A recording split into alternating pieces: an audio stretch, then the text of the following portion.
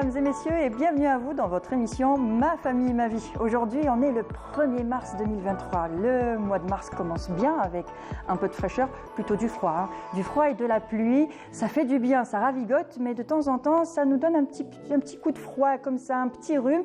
Et quand on a un petit rhume, qu'est-ce qu'on fait? On prend des tisanes. Et justement, aujourd'hui, on s'intéresse aux plantes. Elles font le lien entre nous et la nature. Elles sont utilisées depuis des centaines d'années pour leurs bienfaits. Donc le thème du jour, les plantes médicinales, un secret ancestral. Alors si vous avez des questions ou si vous avez des témoignages, un seul numéro à composer, le 021 23 98 91, le 021 23 98 91. Alors, en infusion, en décoction ou en macération, on les utilise pour combattre les maux du quotidien, se relaxer, booster son immunité, s'endormir plus facilement, oui, pourquoi pas. Les plantes ont des pouvoirs insoupçonnés, mais à condition de savoir les utiliser, car elles peuvent aussi être nocives.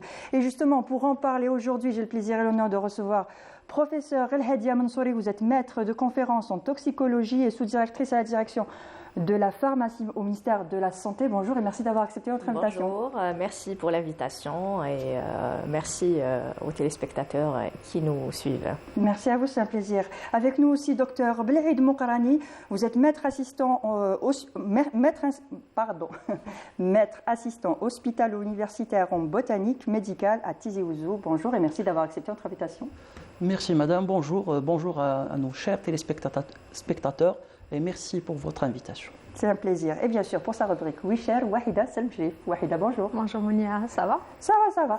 Il fait un petit peu froid, mais ça oui. va. On va donner justement des petites recettes de grand-mère. Oui, une bonne tisane pour lutter se réchauffer. Exactement. Oui, tu vas nous parler justement des recettes de grand-mère, tout ce qu'on a l'habitude, ce que nos grand-mères nous faisaient avec de l'huile d'olive, ce genre de choses. Justement, comme aujourd'hui, on a la chance d'avoir parmi nous des professionnels, j'ai dit pourquoi pas essayer de voir si ce qu'on est en train d'hériter de nos grand-mères, si on le fait dans le bon sens ou pas. Exactement.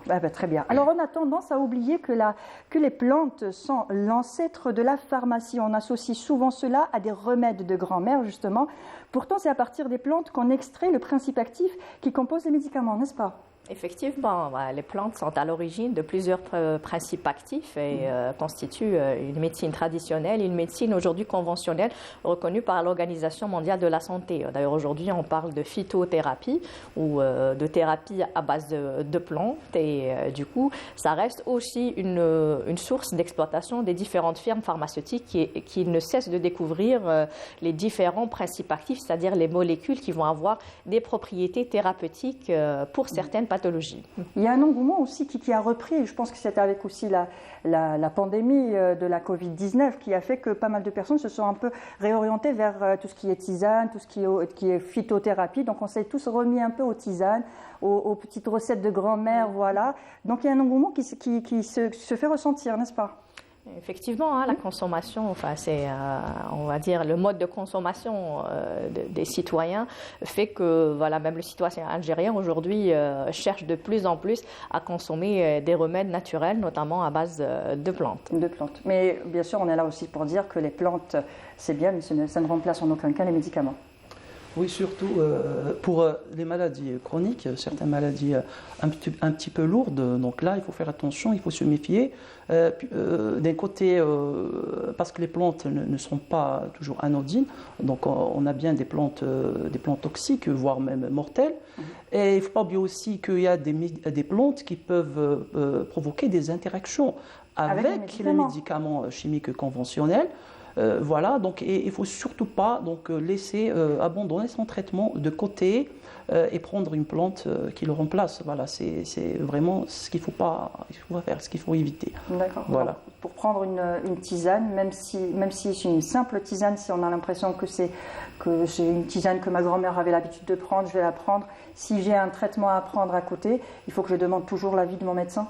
Effectivement, il faut toujours demander conseil à son médecin ou à son pharmacien pour éviter la présence de certaines interactions médicamenteuses qui peuvent donner soit des effets néfastes, ou on peut voir même carrément une toxicité, ou annuler l'effet de votre médicament. Mais à ce moment-là, vous pouvez aussi avoir des effets sur votre santé. Oui. Quelles sont les vertus des plantes ? On dit qu'elles ont pas mal de vertus. Moi, je le disais, ça nous aide peut-être à dormir, ça nous relaxe et tout ça. Est-ce qu'on peut citer quelques vertus comme ça qu'on connaît des plantes? Alors, en fait, les vertus sont très nombreuses.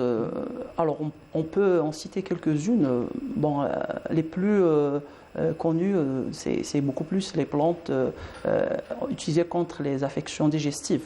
Oui. Surtout en Algérie, parce que nous, en tant qu'enseignants, on a déjà encadré des mémoires, des enquêtes ethnobotaniques chez la population algérienne.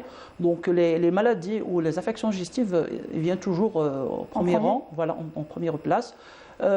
Surtout des troubles digestifs, genre aérophagie, donc des vomissements, diarrhée, constipation. Etc., etc. Donc ça, on pourrait dire que c'est les plantes qui viennent en premier lieu. Il y a aussi les douleurs, donc tout ce qui est plantes antalgiques, anti-inflammatoires, destinées pour tout ce qui est douleurs articulaires. Voilà, donc il y a aussi des plantes qui sont utilisées contre les maladies urinaires, génito-urinaires, oui. Comme les lithiases urinaires, comme voilà, donc les problèmes généralement de miction, etc. Il y a aussi des usages des plantes qui sont employées pour des problèmes de fertilité. Oui. Donc voilà, aussi donc, des plantes. Est-ce que ça marche réellement? En fait, tant que ça n'a pas été prouvé scientifiquement, oui. On ne peut pas le dire. Et le problème, c'est qu'aujourd'hui, on parlait tout à l'heure des recettes de grand-mère. Oui. C'est vrai que nos grands-mères, les anciens connaisseurs, maintenant, ils sont rares. Avec maintenant, les vrais connaisseurs, maintenant, ils sont rares. Et malheureusement, maintenant, il y a beaucoup de ce qu'on appelle des herboristes qui ont pris le relais et qui n'ont aucune qualification, malheureusement. Certains n'ont pratiquement eu aucune formation, n'ont suivi aucune formation dans le domaine de la phytothérapie. Et les gens, parfois, ils se dirigent vers les herboristes pour en avoir. Parfois, les plantes, ils sont conseillées par l'entourage, par la famille, par des amis. Et là, c'est ça le problème, c'est que des fois, la composition exacte des plantes qu'on vend au public donc n'est pas très, n'est pas confirmée. L'identité des plantes, l'étiquetage, parfois, il n'y a pas un étiquetage. La composition c'est souvent aussi vendu en vrac. Oui, la plupart du temps en vrac. Est-ce qu'on peut acheter les tisanes en vrac, que ce soit des fleurs, des feuilles ou autre chose? Est-ce qu'on peut acheter en vrac parce que c'est pas emballé? Est-ce que ça n'a pas été contaminé, on va dire? Est-ce que c'est conseillé d'acheter en vrac ou pas? En fait, c'est déconseillé. D'accord. Alors, c'est déconseillé puisque la composition n'est pas exactement connue. Et malheureusement, des fois, le vrac, c'est pas une seule plante. Des fois, il y a un mélange, une, deux, trois, voire une dizaine de plantes, et qui sont la plupart du temps réduites en poudre, oui. Ce qui rend le problème plus complexe en cas d'intoxication, parce que l'identification des plantes en cause sera très difficile. Et nous, le conseil qu'on donne souvent à la population, c'est d'éviter les plantes en vrac, oui. Surtout les poudres, les mélanges de poudres. Les plantes sans conditionnement clair, parce que là, il y a les plantes qui ont un conditionnement, qui ont été préparées par des unités ou là, des firmes pharmaceutiques. Donc il y a un conditionnement, un emballage, il y a la composition, le nom de la plante, la date oui. de péremption, etc. Donc là, l'étiquetage est clair, en tout cas. On peut l'appeler un phytomédicament, oui. Un médicament à base de plantes. Généralement, ce genre de produits, on les trouve dans les officines. Aussi dans certains espaces. Donc, il vaut mieux aller vers une officine, une pharmacie pour acheter une tisane. Oui, lorsqu'ils sont disponibles, il vaut mieux en procurer chez un pharmacien. Et les tisanes en sachet toutes prêtes, comme les thés qu'on fait infuser? Là, oui, ils sont pré-conditionnés. Là, il vaut mieux éviter, essayer d'acheter une plante fraîche. Oui. Pour les plantes, bon, je parle des plantes banales qui ne sont pas toxiques. Oui. Quand on parle de tisane, il y a la menthe, on pense à la verveine, on pense à la verveine. Menthe, voilà, là, oui. Il vaut mieux privilégier les plantes fraîches ou séchées, mais entières, des drogues entières, c'est-à-dire plantes entières non réduites en poudre. Parce que le fait de broyer, oui. Ça c'est valable même pour les épices. Il faut toujours privilégier ce qu'on appelle des drogues entières non broyées. Parce que le fait de réduire une plante ou une épice en poudre, il y a deux problèmes. D'abord, on augmente la surface de contact avec le milieu externe, donc un développement plus important des micro-organismes, et donc une détérioration accélérée de la drogue. Et puis, comme la majorité des plantes, par exemple, je prends le cas des plantes et des épices aromatiques, les huiles essentielles ces produits sensibles qui sont volatiles. Oui. Donc, ce contact, quand on augmente la surface de contact avec l'atmosphère, on augmente la déperdition, c'est la perte des huiles essentielles par évaporation. Ça, c'est un petit conseil. Très bien. Alors, ce que je vous propose tout de suite, c'est de suivre justement un sujet sur les herboristes que nous propose Yasmine Belhidja, et on revient tout de suite après.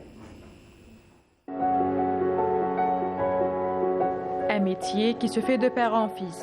L'herboriste consiste à la préparation et la commercialisation des plantes médicinales ou de préparation dérivée. Se soigner par des plantes reste une pratique qui a bien des adeptes.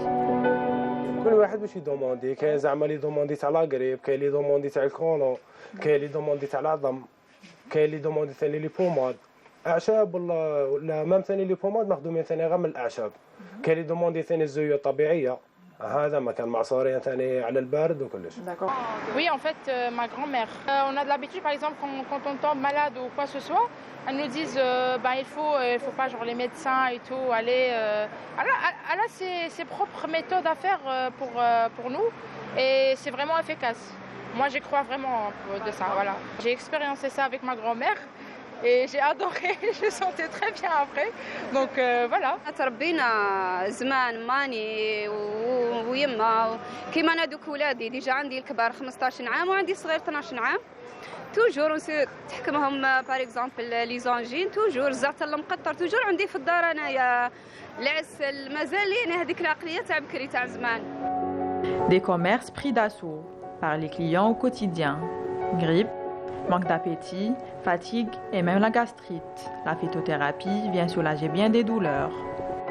كما هذه زرعة الكابويا مليحة البروستات فيها ثاني الفيتامين فيها الزنك مليحة بزاف البروستات للرجال. أحب الرشاد هذا مليح العظم ثاني بزاف سيرتو العظم هكذا مليحة شاشة العظام. سنة المكي هذا طب نبوي على كل حال. مليح هذا مليح الكونستيباسيون وناتورال يعني ما فيها حتى حاجه. اوراق الزيتون ملاح السكر ملاح اللوطونسيو وكما هذه المورينغا انرجي ناتورال فيها لي فيتامين البي A البي 2 البي 5 فيها البي 12 فيها دي فيتامين دي والسي وشنو ثاني ومليحه ثاني السكر مليحه صاحب اللوطونسيو انرجي ناتورال تسمى يسموها ثاني شجره المعجزه مليحه بزاف فيها فوائد مليحه بزاف. بيان سور نداويو بالزعتر ونداويو بالشيح اللي يدور قلبه تجيه لا كريز دو فوا يدير الشيح مليح والنعناع بيان خير من لي زونتيبيوتيك ودواوات حنا داوينا هكذا صح واللي تحرق باش مع الحر. الاعشاب هذا الطب بكري ما كانش الدواء هذا كاع هذا ادويه ما كانوش بكري كان الانسان يداوي غير بالاعشاب غير اعشاب طبيعيه اختي يسوى زيتان زحتر نعناع هادو كاع ملا كان اللي بالسعله كل واحد كيفاش. انا ديجا كنت مريض من الجونو شريت من عند واحد من الدواء تاع الجونو مخدوم بالاعشاب وتحسن صافا الحمد لله. Se soigner par des plantes est une des plus anciennes formes de traitement. Beaucoup ont recours aux herboristes et phytothérapeutes pour soulager et se soigner.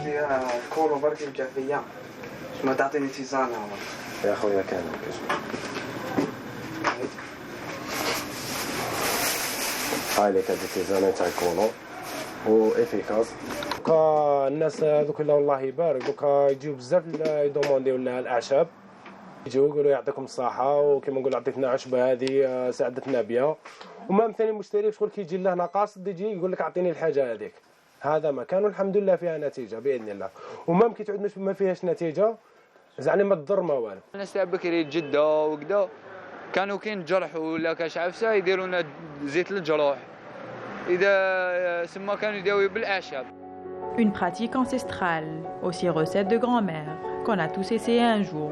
Même si tout le monde sait soigner son rhume avec une tisane bien préparée, il est toutefois impératif de demander l'avis d'un spécialiste. avant de s'aventurer dans le monde des plantes. Demandez l'avis d'un spécialiste et ils sont là justement aujourd'hui avec nous et ils ont beaucoup à dire par rapport à ce reportage. Je vous laisse la parole. Oui. Il faut faire attention. C'est vrai qu'il y a certaines plantes qui sont connues pour leurs vertus thérapeutiques et qu'on utilise même dans notre cuisine. À l'exemple de l'ail, qui a des vertus sur le système circulatoire. Vous avez le curcuma qui est connu pour ses propriétés anti-inflammatoires. Mais il faut faire très attention parce que les plantes peuvent être très toxiques. Et du coup, il faut savoir que les centres antipoisons, le centre antipoison d'Alger reçoit en moyenne une centaine d'intoxications par an qui sont dues aux plantes. Et nous avons même des décès. Du coup, il faut faire très attention. Ça peut donner des effets indésirables et des tares avec lesquels le sujet va vivre, des insuffisances rénales notamment, et sans parler des effets abortifs lorsqu'il s'agit d'une femme enceinte. Ça, on va en parler par la suite. La deuxième chose, c'est que pour reconnaître une plante, il faut être spécialiste. On a vu dans le reportage où le monsieur propose par exemple des graines de fenugrec. Il faut savoir qu'il y a des plantes qui sont extrêmement toxiques, telles que la jusquiam, le hebbela, et dans les graines, quand elles ne sont pas mûres, elles ressemblent exactement à celles d'al-helba. Et du coup, on peut avoir une confusion et les graines de jusquiam contiennent ce qu'on appelle certains alcaloïdes qui sont très toxiques. D'accord. Donc ça, il faut faire très attention. Les feuilles d'huile d'olive, effectivement, ils contiennent également certains alcaloïdes qui peuvent être toxiques. On a vu l'huile d'azit al-kharwa, l'huile de ricin, qui contient de la ricine. Et la ricine aussi est un poison par excellence. Dans la littérature mortelle, on connaît même des meurtres à base de ricine dans l'histoire. Exactement dans l'histoire. Donc il faut faire très attention. Et deuxième chose, quand on achète comme ça ces plantes, il y a un risque aussi de contamination. Parce que normalement, vous avez vu, quand vous achetez vos médicaments en officine, ils sont bien emballés, ils sont bien conservés. Le blister, quand il s'agit d'une substance qui ne supporte pas la lumière, il est opaque, etc. Maintenant, quand on prend comme ça en vrac, vous avez la poussière, la contamination externe, aussi bien par des micro-organismes que par d'autres contaminants, tels que les métaux lourds. Et ça aussi, nous, au niveau du centre antipoison, on avait fait une enquête de la contamination de certaines épices aux métaux lourds. Donc ça, il faut faire attention. Et en plus, le contenant. Normalement, on n'achète pas ces plantes dans des contenants en plastique. Il faut privilégier les cartons. Donc tout ça, on appelle quand même les citoyens à faire très attention. Et il ne faut pas oublier, quand on a une autre pathologie, ne jamais abandonner son traitement. C'est une médecine qui est complémentaire, mais si on est diabétique, si on est hypertendu, si on a une pathologie cancéreuse, cela ne remplace nullement un traitement. Parce qu'on a eu des gens qui ont abandonné des traitements et ici, les effets sont très, très importants. Vous avez des hyperglycémies et ça peut être fatal. Et le deuxième point, ça va être les interactions. Mélanger plusieurs plantes et il faut être vraiment connaisseur. Parce qu'on nous propose souvent des mélanges. Voilà un mélange pour se relaxer, voilà un mélange pour lutter contre le stress, pour dormir. Donc on nous mélange pas mal de plantes. Il y a même eu à un certain moment des mélanges pour maigrir. Donc, alors là, pour les mélanges pour maigrir, là, je pense que c'était la totale. Ou c'était, oui, vous voulez perdre le maximum de kilos au minimum de temps. Voilà, la tisane qui va vous faire maigrir, vous perdre des kilos. Et justement, on est tenté parce qu'on se dit, c'est naturel, c'est des plantes, je ne risque rien. Alors que non. Non, pas du tout. Je vous ai donné des exemples de plantes extrêmement toxiques qui peuvent tuer carrément le consommateur. Et même chez l'enfant, je vous donnerai l'exemple du chardon à glu. Choukladda. C'est une plante qu'on retrouve notamment en Kabylie, mais qui est très similaire à un autre type de chardon qui est comestible. Lequel ? C'est le chardon d'Espagne et qui ressemble un peu à l'artichaut. Son nom, le narfo. On l'appelle le marasgos, c'est le chardon. Le marasgos, on l'appelle amargosgos. C'est la cardoncelle bleue. D'accord. Sachant que c'est la plante la plus toxique, c'est la plus toxique en Algérie. Voilà. D'accord. Elle est mortelle. Il contient une résine qui contient ce qu'on appelle des actractylosides. Et c'est une gomme qui a un goût sucré. Donc les enfants ont tendance à vouloir mâcher ça comme un chewing-gum. Et ça donne des hypoglycémies mortelles. Donc ça, il faut faire très attention. On a souvent des cas d'intoxication dans les régions où pousse cette plante, notamment. En fait, si vous permettez, généralement Kabylie, moi par expérience, parce qu'on a souvent, en tant qu'enseignant, j'ai lancé des enquêtes ethnobotaniques en Kabylie, et la plupart du temps, l'intoxication au chardon à glu est due à une confusion avec la cardoncelle bleue, puisque pour les deux, généralement, on utilise la partie souterraine. Donc c'est la racine. moi, j'ai vu que dans certaines régions, on utilise le chardon à glu. On gratte la racine pour obtenir une sorte de crème qu'on applique sur les articulations, en cas de douleur articulaire. Mais quand la peau est saine, ça ne pose pas de problème, puisque la tractyloside ne traverse pas la peau. Oui. Donc, mais le problème, c'est quand on l'utilise. Quand il y a une plaie ou quand, quand il y a une brûlure, parce que c'est une plante préconisée en cas de brûlure. Donc là, je parle de la cardoncelle bleue, le marroche-gousse. Et là, quand il y a une confusion, donc on peut appliquer le chardon à glu à la place de la cardoncelle bleue. Et comme la peau est brûlée, elle est lésée, et là, le principe toxique va diffuser à travers la peau, et surtout chez les enfants, puisque leur système, enfin leur peau n'est pas vraiment mature, et tout le principe toxique va diffuser et va se retrouver dans la circulation générale. Et après, donc, et surtout ça attaque la respiration cellulaire, donc le foie sera rapidement dégradé, une mort rapide. Et c'est pour ça que le Centre national de toxicité, enfin de CNT, il reçoit chaque année donc, des cas d'intoxication par chardon à glu. Il ne faut jamais s'amuser à ramasser des plantes ou à dire je vais cueillir mes plantes dans la nature et dire oui, j'ai un dessin ou j'ai vu sur Internet, j'ai une application pour reconnaître. C'est déconseillé. C'est déconseillé. Est-ce que les applications, ça marche? Parce que moi-même, j'utilise une application que j'ai téléchargée et quand je scanne, on me donne le nom, la vertu, si elle est toxique ou pas, à quoi elle me sert. Est-ce que je peux me fier à ces applications? On déconseille ce genre de pratique. Vous savez que pour reconnaître une plante, il faut être spécialiste, il faut être d'abord pharmacien et puis faire une post-graduation en botanique médicale. Oui. Alors, nous avons le collègue avec nous et il va vous expliquer que c'est très difficile. Vous pouvez avoir la même plante et d'ailleurs même dans la plante, il faut savoir que généralement on utilise une partie. Ça peut être les fleurs, ça peut être les feuilles, ça peut être les racines. Et parfois une partie a des vertus, l'autre partie elle est toxique.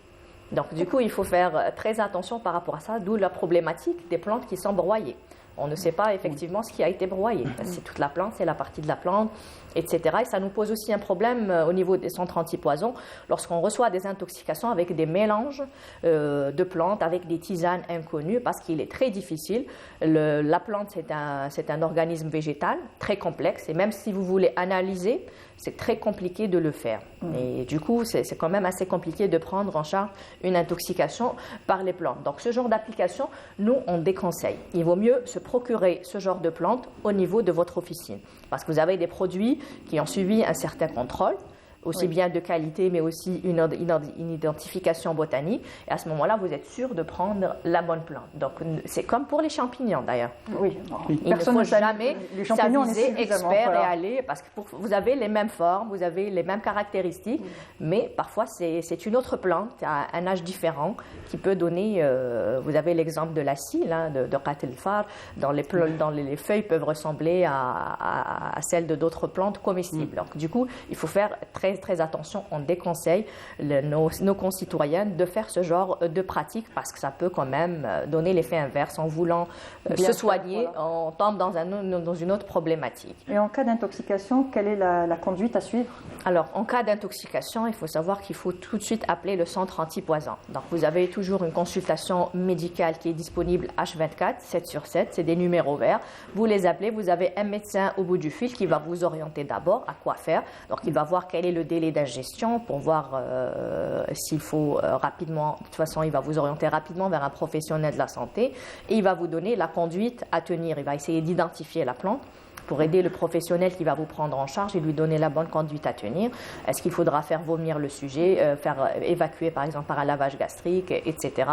Et est-ce qu'il faut donner un antidote ou un autre type de traitement? D'accord, très bien. Et si on veut... Oui, allez-y, vous voulez réagir? Je veux juste rajouter un point concernant nos collègues médecins.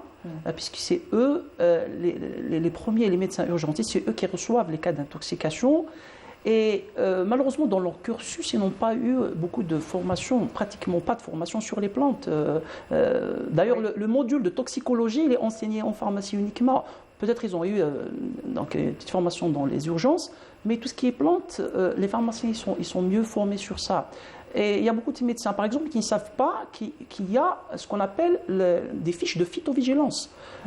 Parce que le Centre national de pharmacovigilance et de matériovigilance met à la disposition des professionnels de santé en général, médecins, pharmaciens, chirurgiens, dentistes, mais donc c'est une fiche qui est téléchargeable au niveau de leur site, comme il y a les fiches de pharmacovigilance et de matériovigilance, il y a les fiches de phytovigilance que le médecin peut télécharger, remplir et puis adresser donc au centre pour essayer d'identifier la plante, etc. Donc là, il y a des médecins qui ne le savent pas. Ça rentre dans la démarche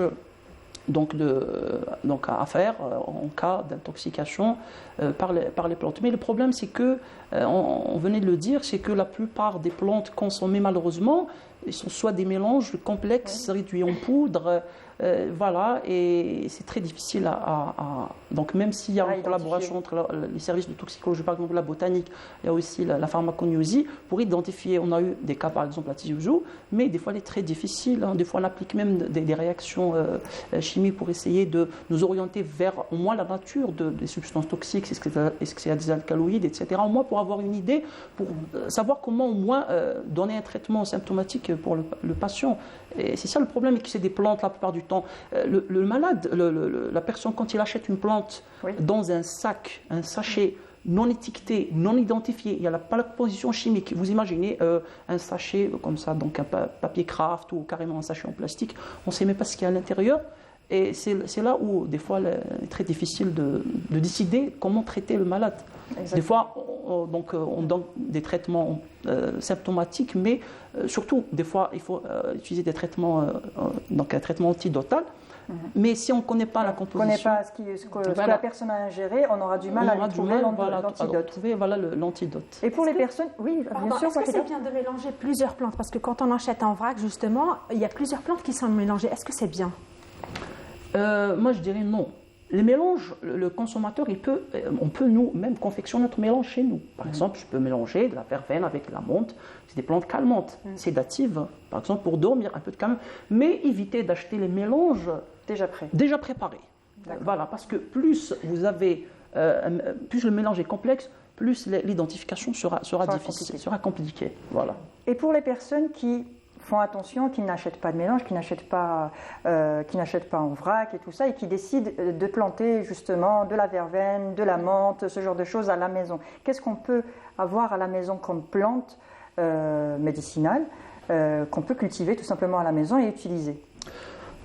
Déjà, il y a beaucoup de plantes médicinales qui sont incorporées dans notre alimentation. Les épices sont d'excellentes plantes médicinales. Déjà, on a ça.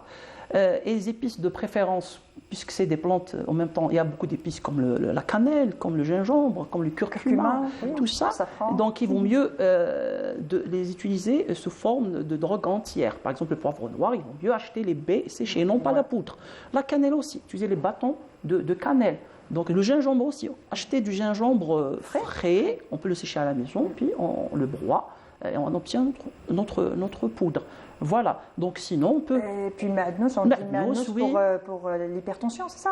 Oui, c'est vrai ou c'est faux? Pour la mémoire aussi. Pour la mémoire. Alors oui, il faut savoir que s'agissant des propriétés thérapeutiques, quand même un médicament, avant qu'on dise qu'il est utilisé pour cette pathologie, que le paracétamol est utilisé pour traiter la douleur, il passe par plusieurs étapes.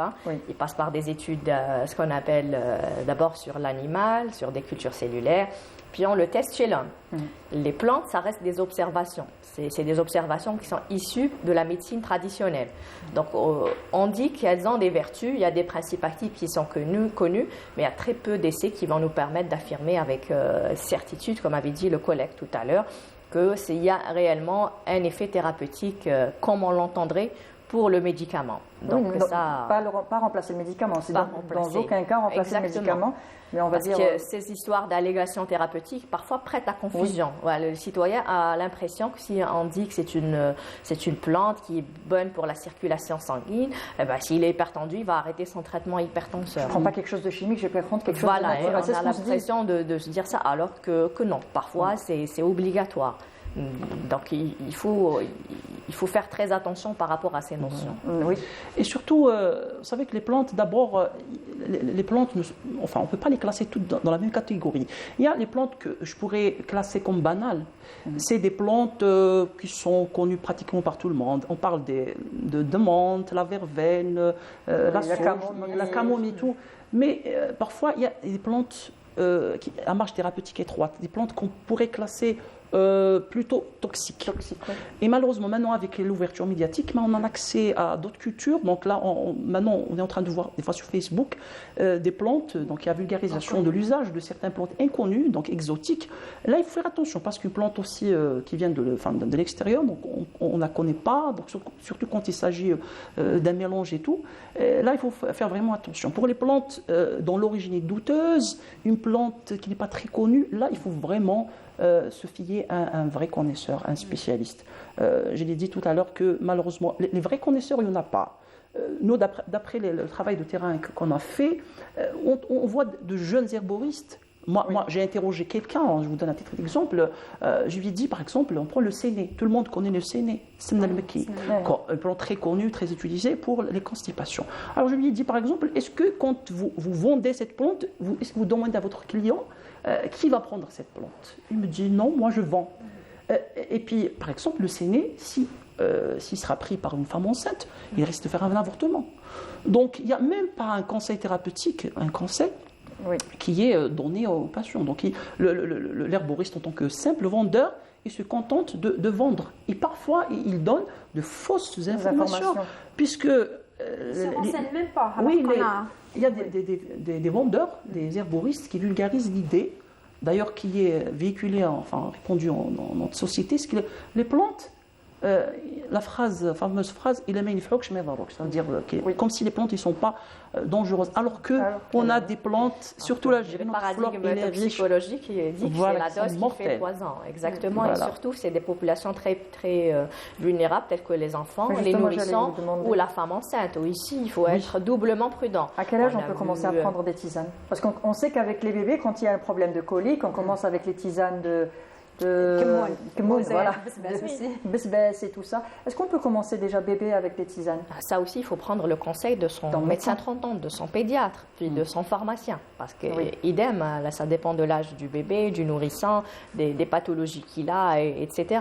On trouve sur le marché des tisanes bébés pour les coliques. On trouve, oui. Maintenant, si vous les procurez, c'est votre pharmacien qui les dispense, ça ne pose pas de problème. Si on les prend d'une source inconnue, il faut faire très attention, surtout chez le jeune enfant. Donc, et aussi, l'enfant, il faut faire très attention aussi à partir de l'âge de 2-3 ans, quand il commence à marcher, il a tendance à avoir le réflexe de la main à la bouche. Et on a aussi beaucoup de cas d'intoxication comme ça au centre antipoison. S'il y a des plantes, même ornementales, je vous donne l'exemple des feuilles d'éléphant, qu'on a tous pratiquement dans nos maisons. Et, le laurier rose, on l'a vu tout à l'heure en image. Le laurier rose qui est mortel, même si ça appartient à la même famille, par exemple, de la digitale, de laquelle on extrait un principe actif qui est utilisé en cardiologie, mais ça peut être des plantes qui peuvent être mortelles, notamment chez l'enfant. L'amande amère, c'est quelque chose qu'on s'amusait peut-être à manger étant jeune, mais il faut savoir que l'amande amère, ça dégage des composés à base de cyanure, qui est aussi un poison par excellence. 5 à 10 amandes peuvent tuer un enfant. Donc ça aussi. Survécu. Et pratiquement toutes les graines par exemple les abricots aussi. Les abricots, voilà. On parlait tout à l'heure on le mangeait. Oui, mais on mangeait, on goûtait comme ça, ça nous paraissait amer et puis après on a arrêté.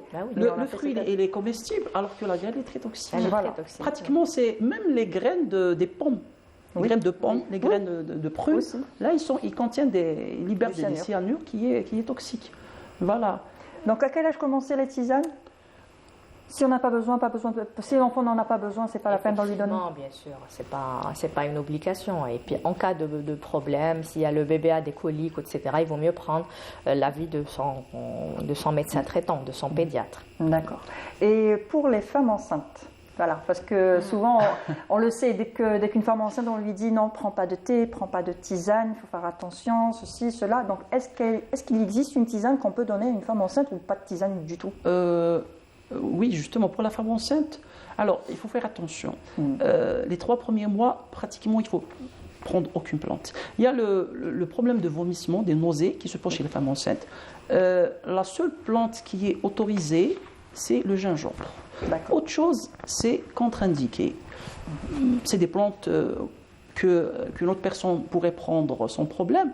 La sauge, l'armoise, la verveine, la menthe, par exemple, sont contre-indiquées chez la femme enceinte, puisque... Même la menthe et la verveine? Oui, puisque les huiles essentielles qui y a à l'intérieur, ils sont généralement abortifs. Surtout quand il y a une association. La sauge, par exemple, qu'on appelle la plante des femmes, elle est utilisée, par exemple, en cas de problèmes de menstruation, etc., de douleur chez la femme. Mais chez la femme enceinte, ils contiennent la thuione, cette molécule-là, qui provoque des spasmes utérins, donc qui peut provoquer un avortement. Voilà, donc il y a beaucoup de... Enfin, la majorité des plantes sont contre-indiquées chez la femme enceinte, notamment durant les 3 ou les 4 premiers mois de la grossesse. Voilà, donc c'est... surtout là, il faut demander l'avis de son médecin ou de son pharmacien. Voilà. Mais en règle générale, chez la femme enceinte, il faut vraiment proscrire la prise de tisane. Et pour les personnes qui prennent plusieurs tisanes, on va dire, le matin je prends une tisane de verveine, à midi je vais prendre une tisane, c'est une tisane bonne pour le foie, à base d'une seule plante par exemple. Là, l'après-midi je vais prendre une tisane bonne pour les reins, le soir je vais prendre une tisane bonne pour... Donc, multiplier les tisanes pendant la journée, s'hydrater qu'avec des tisanes, est-ce que c'est bon ou ça peut être toxique? Ça peut, oui, ça peut engendrer des effets néfastes, notamment sur la fonction rénale. Parce que tout ce qu'on prend, après, il faut savoir que c'est le rein qui a pour le rôle d'épurer et d'éliminer un peu ces substances, et aussi le foie qui contient la machinerie enzymatique qui est responsable un peu du métabolisme de toutes les substances qui sont dans notre organisme. Multiplier les prises, ça peut induire aussi à des interactions médicamenteuses, parce que aussi, vous savez que chaque molécule, chaque principe actif a 100 ans de demi-vie au niveau du corps humain. Donc là, il n'y a que votre professionnel de la santé, votre médecin ou votre pharmacien qui peut se prononcer sur une éventuelle interaction médicamenteuse et sur un éventuel effet néfaste sur votre santé. D'accord. Oui, et surtout... Des fois, donc, les conseils, des fois on ne peut pas généraliser, puisque chaque catégorie a ses spécificités. Donc, par exemple, pour les âges extrêmes, on a parlé tout à l'heure des nourrissons de l'enfant, les personnes âgées. Il y a la femme enceinte, il y a la femme allaitante, il y a les gens qui ont des maladies chroniques. Là, il faut faire attention, puisque, comme notre collègue vient de le dire, donc, chez un insuffisant rénal, son rein déjà, il est trop sollicité pour éliminer des médicaments, son foie aussi. Et encore là, on rajoute des plantes, puisque les plantes aussi, il y a des composés que le corps doit dégrader. Voilà. Donc chez le nourrisson et l'enfant, puisque déjà chez l'enfant, son système enzymatique de métabolisation, de dégradation n'est pas mature. Donc il ne faut pas trop l'encombrer avec des substances. Chez les personnes, et le problème, c'est que nous, on a remarqué qu'il y a beaucoup de cas d'intoxication et des usages de plantes parfois toxiques chez les malades chroniques, puisque chez les diabétiques, chez les cancéreux notamment, chez les hypertendus, des fois avec le désespoir, surtout chez les cancéreux, le malade a la tendance à une plante, il va la prendre. Je vous donne un exemple, il y a une plante qui est toxique, c'est l'aristoloche. Elle est connue en Algérie sous le nom de borostom. En Kabylie, on l'appelle Ferrarsigiyya. Celle-là, c'est une plante très toxique parce qu'il contient de l'acide aristolochique qui attaque les reins. Donc, des fois, le malade cancéreux, soit il ne prend pas son traitement conventionnel, ou bien il prend la plante en parallèle.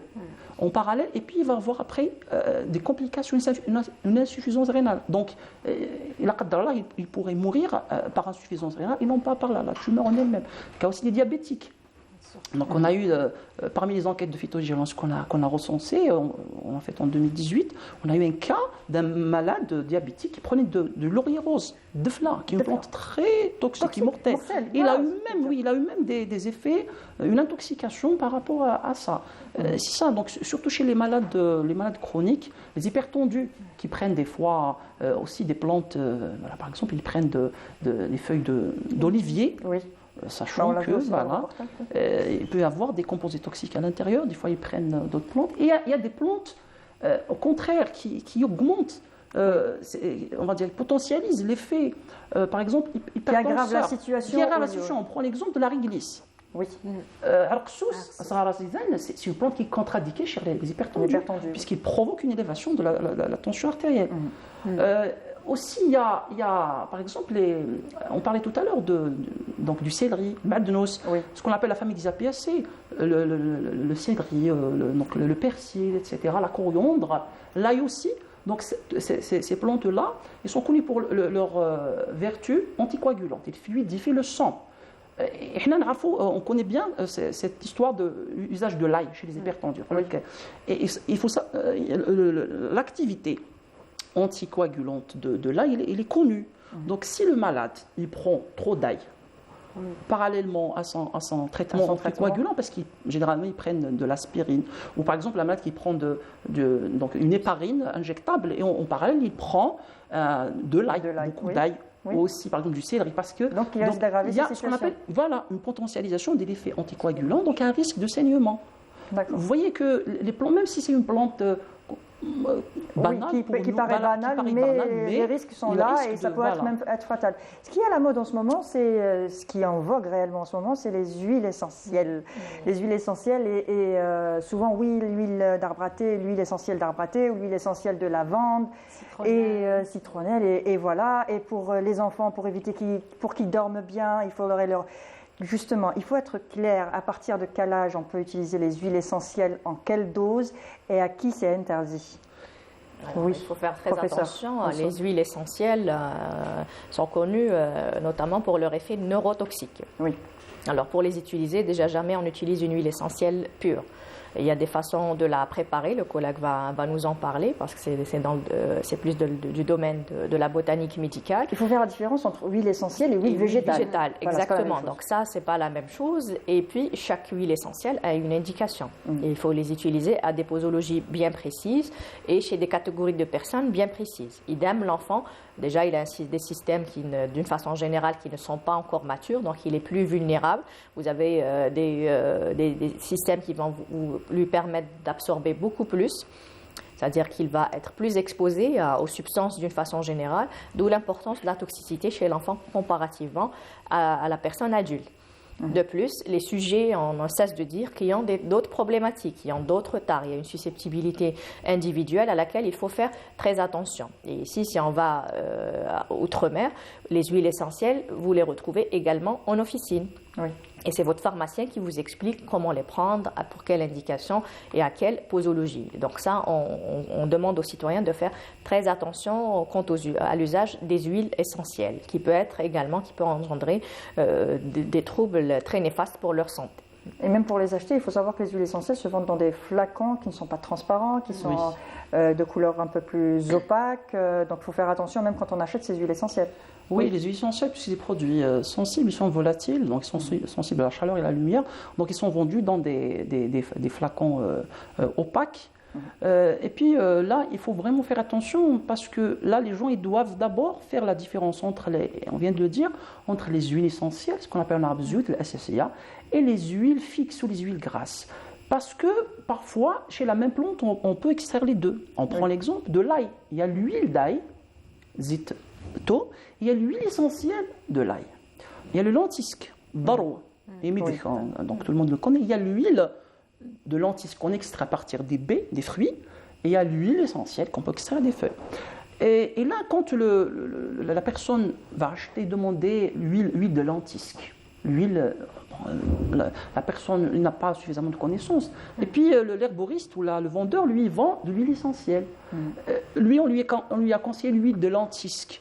L'huile de lentisque, c'est comme l'huile d'olive, c'est une huile grasse, on peut l'appliquer sur la peau, il n'y a pas de problème. Mais si on achète l'huile essentielle de lentisque qu'on va appliquer sur la peau, ça va que les huiles essentielles sont caustiques, elles sont très irritantes par voie cutanée, au niveau de la peau. Si on les ingère aussi, ils peuvent provoquer des brûlures, des ulcères graves. Et donc, quand ils arrivent, bien sûr, par voie respiratoire aussi, ils sont irritantes. Aussi, quand ils arrivent bien sûr dans la circulation en général, ils peuvent donner aussi des effets néfastes, la neurotoxicité, l'avortement, etc. Donc là, ils peuvent provoquer une insuffisance rénale, attaquer le foie, etc.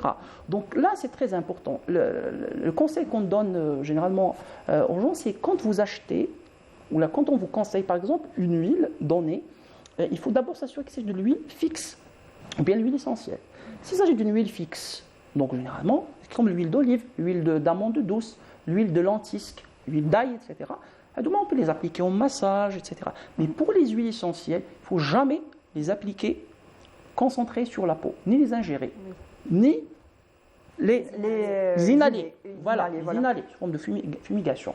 Il faut toujours, par exemple, pour les applications cutanées, il faut toujours diluer quelques gouttes, 2 à 3 gouttes d'huile essentielle dans, par exemple, 100 ml, l'équivalent d'un verre d'huile d'olive, d'huile d'amande douce, dans de la vaseline.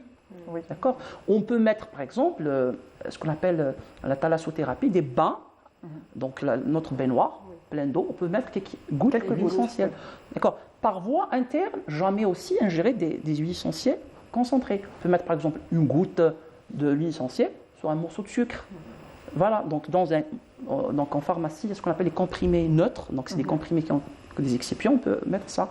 Donc on peut aussi, par exemple, l'huile d'olive, on peut mettre quelques gouttes, voilà, 2-3 gouttes. Mais à qui on ne doit surtout pas donner d'huile essentielle? Alors l'huile essentielle, alors généralement les enfants, les nourrissons, il faut vraiment faire attention. Pas avant généralement 6 ans.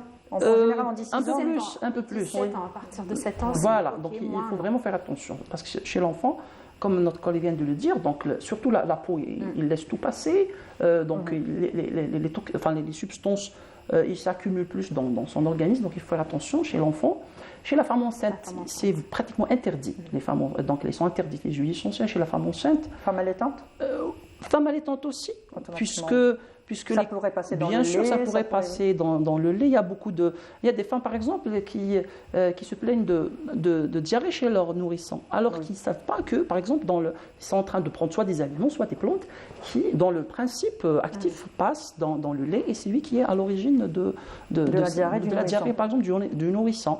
Aussi, chez aussi les insuffisants rénaux, les insuffisants hépatiques, les gens qui ont un problème de maladie, on va dire, grave ou chronique, comme les diabétiques, surtout ceux qui ont un problème de rein, de foie, il faut faire très attention. Aussi les gens qui ont, par exemple, des troubles neurologiques. Il faut faire attention parce que les huiles essentielles, il y a des gens, par exemple, des épileptiques. Il y a les huiles essentielles qui sont neurotoxiques. C'est-à-dire qu'elles-mêmes, ils provoquent une intoxication au niveau des neurones, c'est-à-dire du cerveau. Donc là, il faut vraiment éviter, et surtout qu'il y a des huiles essentielles qui sont connues comme neurotoxiques, comme l'huile essentielle de sauge, d'armoise, etc. Voilà. Le cumin, par exemple, donc à forte dose, il est neurotoxique. C'est pour ça qu'on parlait tout à l'heure des tisanes de cumin chez le nourrisson. Il faut faire attention. Mais d'une manière générale, les dernières recommandations, normalement, on dit que chez le nourrisson, il faut éviter tout. Même la tisane de cumin, puisque parfois, si on répète donc la prise, imaginez 4-5 fois dans la journée, on peut atteindre la dose toxique, parce que c'est une question de dose. Mais chez le nourrisson, il peut y avoir une intoxication, voilà, donc neurotoxicité. Je vais vous dire ce que les grands-mères disent par rapport au cumin. Justement, c'est justement la rubrique de Wahida Selebchelif. Tout de suite après ceci.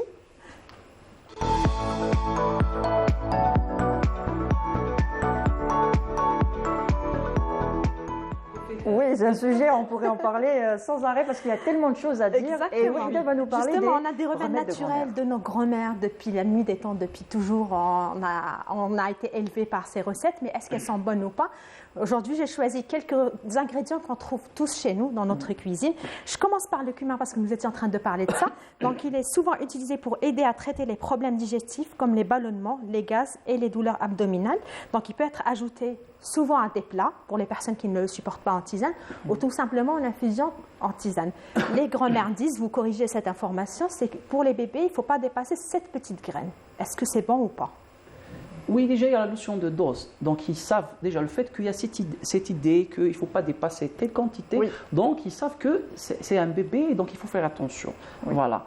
Une prise par jour ne posera pas problème. Mais il faut vraiment et justement, il ne faut pas dépasser 3 jours. Donc, une prise par jour et pas dépasser 3 jours. Au-delà de 3 jours, ça peut être nocif pour le bébé. Voilà. Il y a aussi l'huile d'olive, on en parle souvent, donc utilisée comme remède naturel pour soulager les douleurs articulaires et musculaires. Donc, on peut l'utiliser comme huile pour massage. Et Justement, dans l'huile d'olive, j'avais une petite remarque, enfin une petite information à vous demander. D'habitude, l'huile d'olive, ce qui reste au fond, je ne me rappelle plus comment on appelle ça. Chez nous, on dit voilà, les fonds qui restent dans l'huile d'olive, tout ce qui est marron et tout ça, ça c'est très bon pour le moraj. Voilà, on m'a dit c'est le moraj. On nous dit que c'est bon pour les problèmes respiratoires, que ça donne de la force et tout ça. Est-ce que c'est bon réellement? Oui, je vais vous dire, parce que vous savez que l'huile d'olive, elle est extraite à partir du fruit. Oui. Et on utilise le procédé, on appelle ça l'expression à chaud. Donc, dans l'huile d'olive, ce qui est récupéré, il y a l'huile, donc généralement c'est des triglycérides, des acides gras. Il n'y a que les substances lipophiles, c'est-à-dire que les substances qui sont dissoutes dans l'huile. Oui. Mais il y a beaucoup de composés hydrophiles qui ne sont pas inclus dans l'huile, qui vont partir avec l'eau. Parce que là, donc on sépare, on broie les fruits, et puis on rajoute de l'eau chaude. L'huile se sépare de la phase aqueuse. Maintenant, on récupère l'huile et on jette la phase aqueuse, le moroj. Donc, dans la phase aqueuse, il y a beaucoup de composés qui sont dissous dans l'eau, qui sont éliminés. Tout ce qui est, voilà. Donc, il y a beaucoup de composés intéressants qui sont éliminés dans le moroj. Dans le moroj, oui. Alors, et le moroj, c'est pas exactement ce qui nous reste dans l'huile d'olive. On peut le demander quand on va acheter le maasara. On peut demander 1 kilo, la quantité qu'on veut, il est excellent pour la santé. Les mamies l'utilisaient avec le ksara et un peu de l'huile d'olive. Donc ça aussi c'est un remède. Il y a l'huile d'eucalyptus qui est antiseptique. Elle soulage les symptômes de grippe, le rhume aussi. Et on peut même utiliser comme massage pour les articulations. Donc l'huile d'eucalyptus. Oui, l'huile essentielle. Oui. Voilà. Et là, il faut qu'on corrige cette notion. Quand on parle parce que l'eucalyptus n'a pas d'huile grasse, donc l'huile qu'on utilise, c'est l'huile essentielle. Donc là, il faut prendre toutes les précautions relatives aux huiles essentielles. Oui. D'accord. Voilà. Après, il y a le miel. Nous avons un pays qui a une gamme immense de miel, donc on l'utilise depuis longtemps. Il a pour ses propriétés antibactériennes, anti-inflammatoires. Il est utilisé pour traiter les maux de gorge, l'atout, en le mélangeant avec un jus de citron et un peu d'eau chaude, et le tour est joué. Et surtout pas pour les enfants de moins de 1 an, c'est ça? Le miel, il faut savoir déjà que c'est un produit qui est d'origine animale. Oui. Là, on sort de la phytothérapie et on rentre dans un autre monde. Et généralement, il ne pose pas de problème. Il faut faire attention à ces histoires de mélange. Parce que là, vous parlez du mélange citron-miel, mais on a eu affaire à des mélanges miel avec d'autres plantes. Voilà. D'accord. Mais miel, plantes avec huile essentielle. Et ça aussi, il faut faire très attention. Ça se vend justement dans des pots. Voilà. On mélange tout. Donc ça aussi, c'est la même problématique que les tisanes. On ne sait pas ce qu'il y a dedans. Parfois, vous avez des interactions, surtout si on met des huiles essentielles, à quelle dose ça a été mis, pour qui ça a été préparé, notamment chez l'enfant.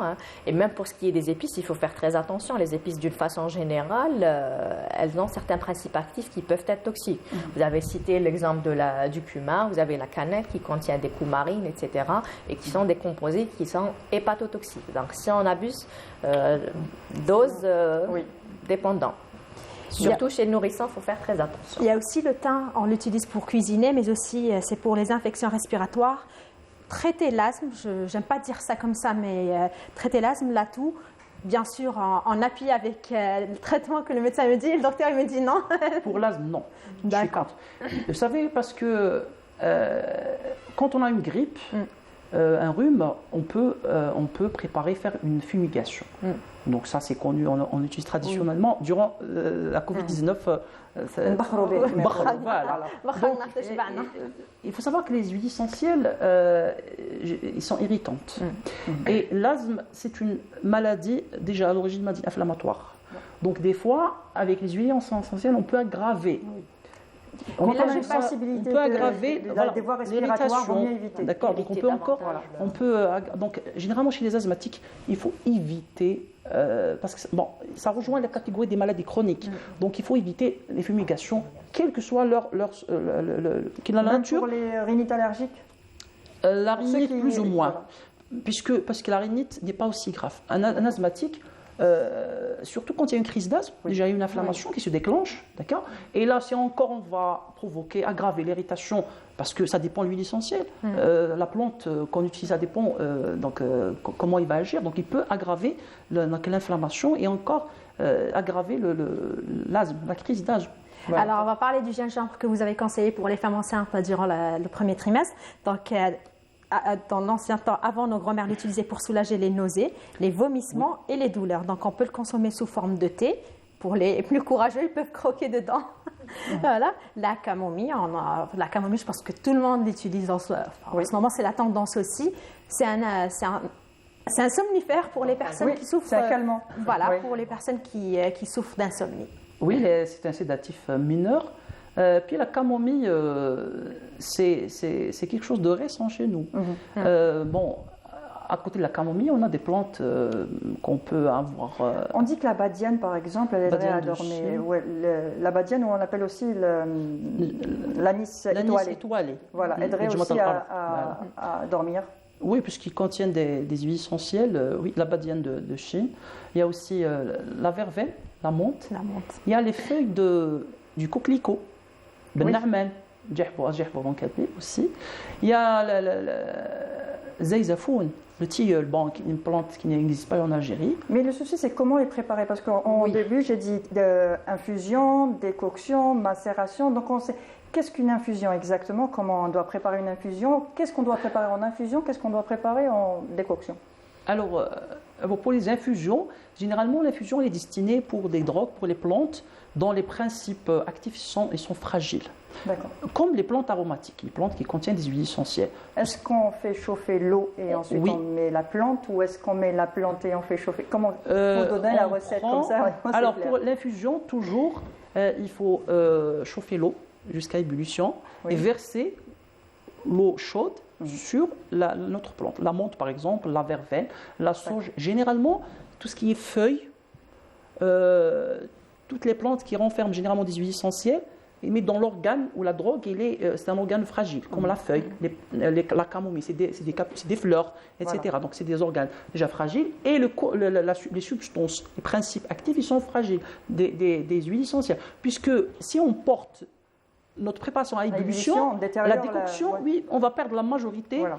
Et un autre conseil, quand on verse l'eau chaude sur notre plante, dans une casserole, dans un bol, il faut toujours recouvrir, puisque les huiles essentielles qui s'évaporent, ils vont en contact avec le couvercle, ils vont se condenser et retomber dans le récipient. Voilà. Et les décoctions, professeur Moussouri? La décoction, c'est l'inverse. On va mettre notre plante dans l'eau et on va porter ça à ébullition. Et ça, généralement, il faut avoir des principes actifs qui résistent, qui ne sont pas volatiles et qui résistent à cette chaleur. Sinon, vous allez détruire tous les principes actifs pour lesquels vous allez utiliser vos plantes. Et qu'est-ce qu'on doit faire en décoction? Donc tout ce qui est feuilles en infusion, donc verveine, nana, la menthe et tout ça, et en décoction? Alors l'infusion, je dis surtout les plantes aromatiques qui contiennent des huiles essentielles puisqu'ils sont volatiles. Autre chose, si on vise d'autres types de composés, les polyphénols, les flavonoïdes, etc., là on peut utiliser la décoction. Généralement la décoction, elle est aussi préconisée pour des drogues dures comme les racines, les rhizomes, l'écorce, quand la chaleur n'arrive pas, l'infusion ne suffit pas pour extraire les composés. Merci pour toutes ces informations. C'est déjà la fin. On a encore beaucoup de choses à dire, mais c'est déjà la fin. On a dit l'essentiel. En tout cas, merci encore. Alors, je rappelle, professeur El Hadia Mansouri, vous êtes maître de conférence en toxicologie et sous-directrice à la direction de la pharmacie au ministère de la Santé. Merci encore pour votre participation. Merci pour votre invitation. Et merci aussi à Dr Blaïd Mokalani. Vous êtes maître assistant hospitalo-universitaire en botanique médicale à Tizi Ouzou. Merci pour toutes ces informations. Je vous en prie, merci à vous pour votre invitation. C'était un plaisir. Wahida, on se donne rendez-vous la semaine prochaine. Inch'Allah. Très bon week-end, Mounia. Merci, très bon week-end à toi aussi. On vous dit à lundi prochain. Pour nous, c'est le week-end, donc prenez soin de vous. Pas trop de tisane, juste quand il faut, et de la verveine et de la menthe, ça suffit, n'est-ce pas?